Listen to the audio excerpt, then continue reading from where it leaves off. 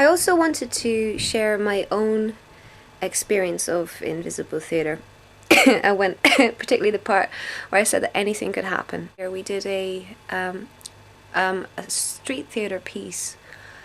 Wasn't really invisible theatre as such. We employed a few different methods of his, and we used a little bit of his provocatorial ideas of how to provoke people, and also we used something called image theatre to kind of create an image of something, a kind of a, I guess you could call it like a performance art. We were art students, you know, in a dreadful outfit, devised of a sheet, a white sheet. What can I say? Our theatre department had a very extensive costume department. But basically we wore these sheets to completely cover ourselves, to cover our identity, so that we were uniform and decidedly different to the people around us. And we found these old Greek tragedy masks. They're just kind of basically blank masks with these extendedly long noses and extendedly long chins, and they're a bit grotesque looking and a bit bizarre. So to make us look even more different and other, we wore the masks here on our faces, and by dropping our heads it made us look like we had these really weird long extended necks. We just looked half human and half not, and just rather bizarre. So that was our outfit. What we devised as being who we were, what our character was. We were representing the minority. No particular minority, just any minority, a minority in society. We looked different. In that sense, we drew attention to ourselves just by our difference. There was no individualness, we were just a group. And to further separate ourselves, or to make ourselves different, we thought, well, what does a minority come up against? And usually they get underrepresented, they don't have a voice. So we thought it would be pretty effective if we didn't speak, if we were unable to speak, that we were more or less gagged. So basically we were a silent minority. We devised a little begging bowl out of a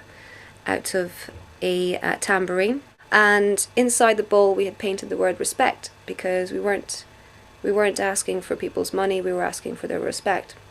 Our plan was that we would go up through the streets of the university town where we were all living, and just wandered through town as a group and see what kind of reaction we got. The results were really interesting. We had people automatically chucking money into the bowl without asking what on earth we were begging for. We weren't begging, we were looking for respect, but people would just chuck money at us. We didn't really know how to react to that, so one of the group who was holding the bowl just decided the best thing to do was to chuck the money on the floor and carry on, and people would pick up the money and put it back in the bowl, and they would chuck it back on the floor again. And it was you could see people trying to work out what on earth we were trying to say. They were asking us questions we couldn't answer, we were trying to gesture.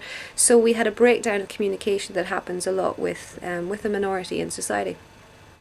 It got a heck of a lot hairier though. We were wandering back towards the starting point, which was public toilets, so we could get out of our garb and go back to normal life.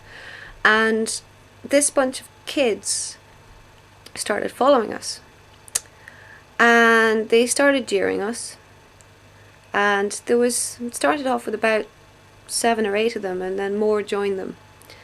And because we were walking hunched up and rather, couldn't see where we were going, that was the other problem. We could only see down under the sheet, we could only see where our feet was, so that it was awkward, to say the least. But these kids started poking fun at us initially, but that developed into kicking us. We couldn't speak, so I was at the back of the group, myself and my friend B. We were at the back of the group, and we couldn't express to the rest of the group what was happening to us. They started kicking us initially, hitting us, punching us in the ribs. It was really bizarre. At the very end of it, there was both myself and B had a couple of teenage boys trying to get our trousers off, which was bizarre, frightening, weird. We were getting groped. They were kids. The youngest in the group was probably about 7 or 8, and the oldest couldn't have been more than 16. But, you know, some of them were bigger than us, because I'm not a particularly large girl, and neither was B. Some guy tried to get his hand down B's trousers. Somebody else trying to get my trousers off, so we're wearing jeans underneath the sheets. It was bizarre.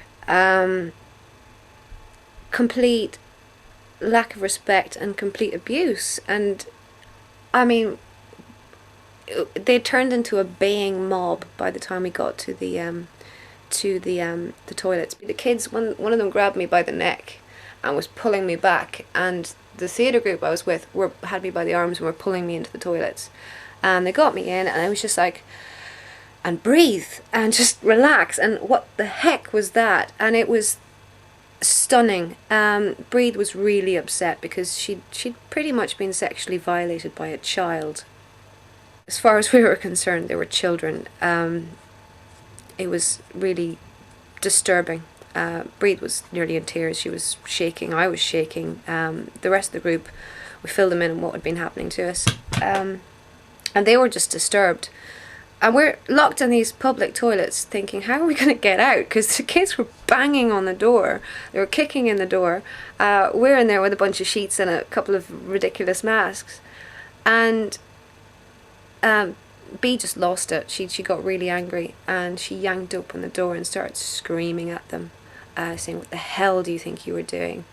What do you mean by this? The amount of disrespect you just showed us.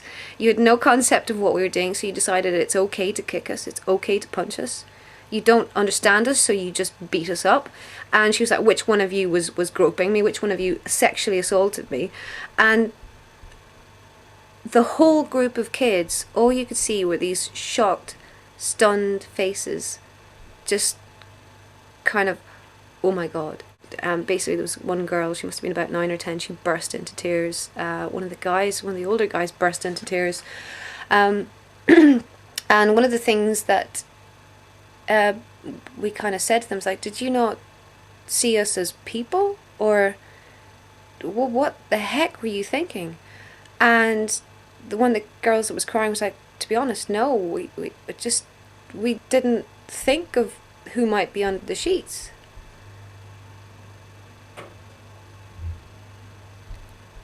It was bizarre, and it was a real insight into reality and people, and how people treat each other, and how people react to things that they don't understand, but also treat people that are different to them, who perhaps, I mean, of course, it was an over magnified look at how things can escalate, how a difference in society can escalate into something quite disturbing and quite horrible. But really, is it any different to how any group of people will view a minority and treat a minority when they don't see that underneath the sheets, underneath the difference, is somebody just like them? And that was the most powerful thing I'd ever seen. It was horrible. You know, I had bruises all over me. It took me a few days to get my head around it. But I guarantee you that every single one of those kids walked away knowing something and understanding something in a way that they could not have understood if you had put them in a classroom and talked to them about racial discrimination or minority discrimination, or, you know, how one must treat others like equals, etc., etc. I mean, all of that is very theoretical and thought out and thinking and all of that. But they all, I guarantee you, they all walked away that day really feeling a change in how they looked at things and how they looked at minorities. Because even though we were a minority that, you know, we weren't representing any particular minority, we were just different. That's what we were setting out to be, was different to everybody else, and unable to express ourselves. But I guarantee you, all of those kids walked away having learned something powerful. I mean, I certainly did. But that's an example of a type of Boalian theatre and invisible theatre that you just don't know what's going to happen. You really don't. And I'll certainly never forget it. Anyway, bye.